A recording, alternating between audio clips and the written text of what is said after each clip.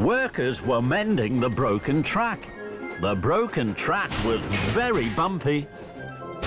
Thomas bumped and jumped. The books jiggled and joggled. Then Thomas hit the biggest bump of all. Whoa! Cinders and ashes! The trucks bounced high in the air. They crashed and bashed. They clattered and shattered down to the tracks. Thomas put on his brakes. The books flew high and wide through the air and landed all over Farmer McColl's field. Oh my! The trucks are broken. The storybooks are all over the field. And the children now won't have their special story time. And it's all my fault. I was in such a hurry to be on time. I didn't want to wait. I should have waited for the books to be covered. And I shouldn't have taken the bumpy branch line. Oh dear. Fizzling fireboxes. What am I going to do? Thomas looked at the storybooks. The sun was shining on them. The books looked even redder and greener and bluer than they had in the trucks. The storybooks look so pretty in this field. I wish the children could see them. Then an idea flew into his funnel. I'll bring the children to the storybooks. They can have a picnic story time in the sunshine. That really will be special. So Thomas puffed off to collect the children. First, I must collect Annie and Clarabelle. Victor and Kevin were busy at work as Thomas chuffed into the Sodor Steamworks. Hello, Victor. I'm here to collect Annie and Clarabelle. I'm going to take the children to a special picnic story time in the sunshine.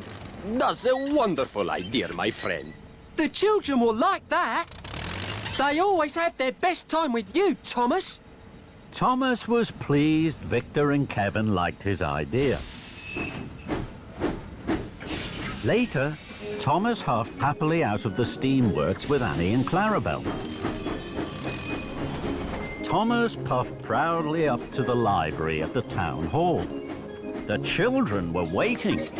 They were very surprised to see Annie and Clarabelle instead of trucks of storybooks. Today, I am taking you to an extra special story time. It's a picnic story time in the sunshine. All aboard! The children had never had a picnic story time. They thought it was a wonderful idea. Thomas blew his whistle and chuffed cheerfully away. Thomas puffed towards the junction. This time, Thomas waited.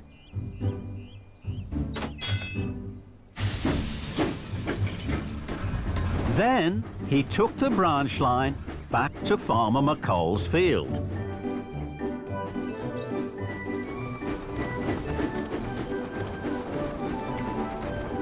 Thomas chuffed slowly and carefully up to Farmer McColl's field.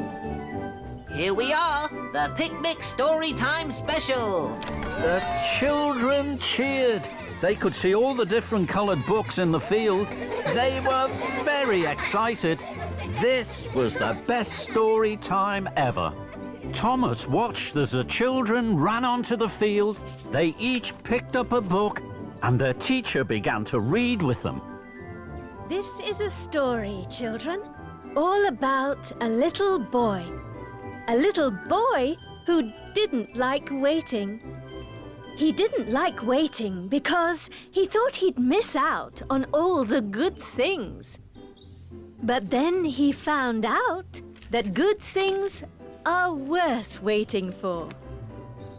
As the story began, Thomas looked at all the happy children. He smiled his biggest smile. The children's picnic story time really is worth waiting for.